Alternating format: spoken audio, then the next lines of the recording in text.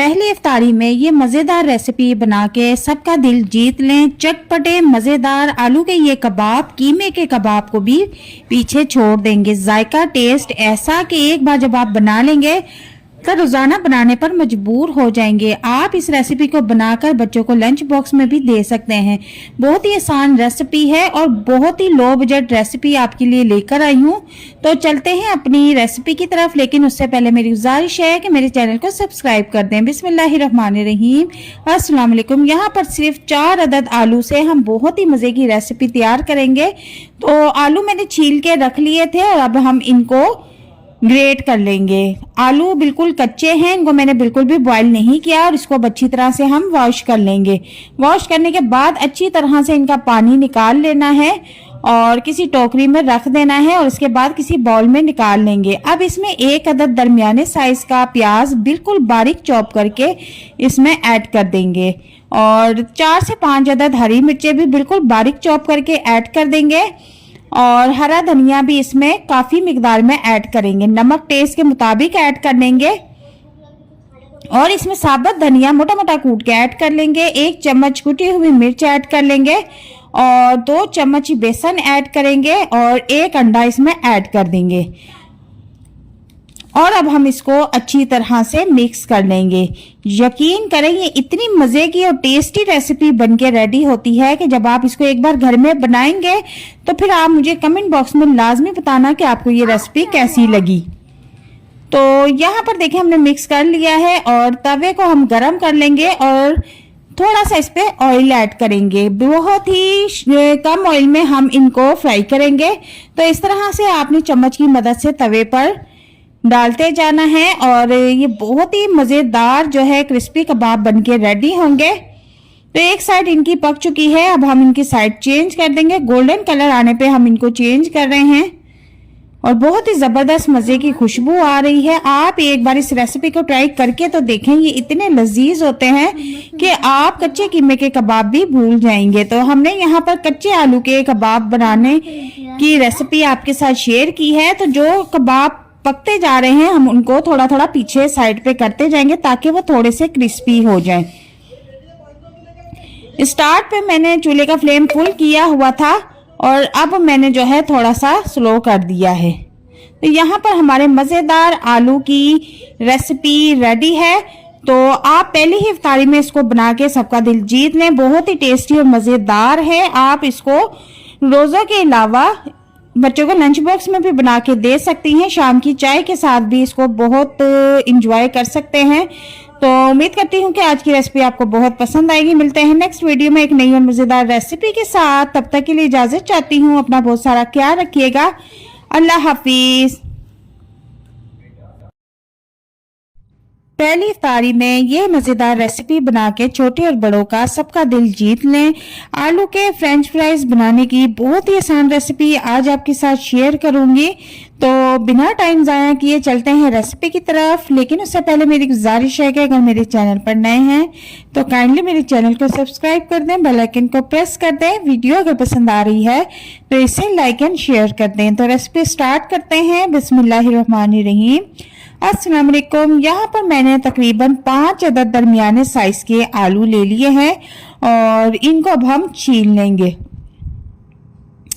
तो छीलने के बाद यहाँ पर आप देखें कि मैं आपको कटिंग करके दिखा देती हूँ कि आपने फ्राइज की किस तरह से कटिंग करनी है। तो इस तरह से आपने लंबाई शेप में कटिंग करके बाद में आपने इनको फ्राइज की शेप में कटिंग कर लेना है। एक आलू मैं आपको करके दिखा देती हूँ। आपने सारे फ्राइज की कटिंग इसी तरह ही करनी है। तो यहाँ पर हमने सारे पोटैटो की कटिंग करके रख ली है और इसको मैंने अच्छी तरह से वॉश भी कर लिया है। और मेन जो बात है, इसमें पानी का एक कतरा भी होना नहीं चाहिए, जो कि मैंने इसे अच्छी तरह से खुश्क कर लिया है। अब इसमें कुछ स्पाइसेस ऐड करेंगे। तो यहाँ पर मैंने तकरीबन 1 चम्मच साबुत धनिया, 1 चम्मच कुटी हुई मिर्च, आधी चम्मच हल्दी और 1 चम्मच सुरख मिर्च ले ली है। साबुत धनिया हम मोटा मोटा कूट लेंगे ताकि इसकी खुशबू बहुत मज़ेदार लगती है इसमें।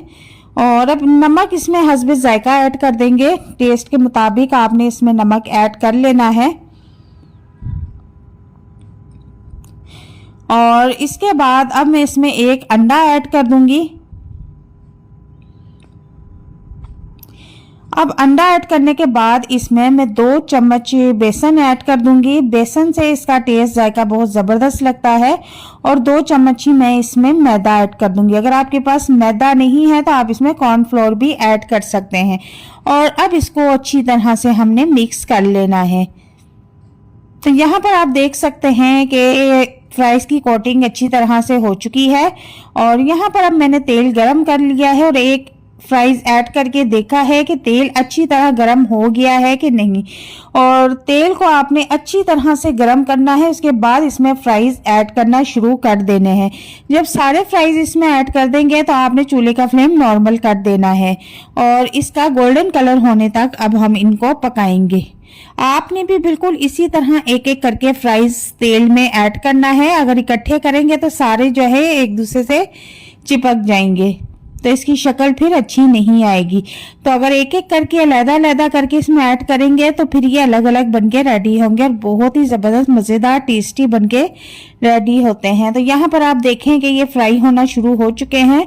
मतलूबा कलर आने पर हम इसको निकाल लेंगे। अगर आपको मेरी ज़रा सी भी रेसिपी पसंद आ रही है तो काइंडली मेरे चैनल को सब्सक्राइब कर दें, वीडियो को लाइक कर दें और एक कमेंट बॉक्स में अच्छा सा मैसेज जरूर कीजिएगा कि आपको ये रेसिपी कैसी लगी। तो यहाँ पर आप देख सकते हैं कि मैंने इसको उलट पुलट कर लिया है और फ्राइज का कलर बहुत अच्छा सा गोल्डन कलर आ चुका है। और अब हम इसको स्ट्रेनर में छान कर निकाल लेंगे ताकि इसका जितना भी एक्स्ट्रा ऑयल है वो सारा का सारा निकल जाए। तो यहाँ पर चूल्हे का फ्लेम मैंने नॉर्मल कर दिया हुआ था, फुल फ्लेम पे मैंने नहीं पकाया वरना ये ऊपर से पक जाएंगे और अंदर से बिल्कुल कच्चे रह जाएंगे। तो यहाँ पर हमारे फ्राइज रेडी है। दूसरा चक्कर भी मैं इसी तरह रेडी कर लूंगी। तो दूसरा चक्कर भी सेम उसी तरह हमने रेडी करना है जैसे कि पहले वाले हमने बनाए हैं। तो इसका भी मतलूबा गोल्डन कलर आने तक हम इसको पकाएंगे और स्टार्ट में हमने चूल्हा फुल रखना है। उसके बाद फ्लेम इसका हमने लो कर देना है। तो यहाँ पर देखेंगे अब इसका प्यारा सा कलर आ चुका है। अब हम इनको भी स्ट्रेनर में निकाल लेंगे। इसका जब सारा तेल अलग हो जाएगा तो इसको भी हम प्लेट में रख देंगे। तो यहाँ पर आप देखें कि हमारे सारे पोटैटो फ्राइज रेडी हैं। ये इतने टेस्टी और मज़ेदार बनते हैं कि आप बाजार से लाना भूल जाएंगे और घर में रोज बनाने पर मजबूर हो जाएंगे। आप इस रेसिपी को बना के बच्चों को लंच बॉक्स में भी दे सकते हैं। यकीन करें ये बच्चों को इतने पसंद आते हैं कि मैंने जब ये घर बनाए हैं तो मेरे बच्चों ने बहुत ही खुशी से खा पी के चट किए हैं। तो उम्मीद करती हूँ कि आज की रेसिपी आपको बहुत पसंद आई होगी। तो मिलते हैं नेक्स्ट वीडियो में एक नई और मज़ेदार रेसिपी के साथ। तब तक के लिए इजाज़त चाहती हूँ। दुआ में ज़रूर याद रखिएगा। अल्लाह हाफिज़।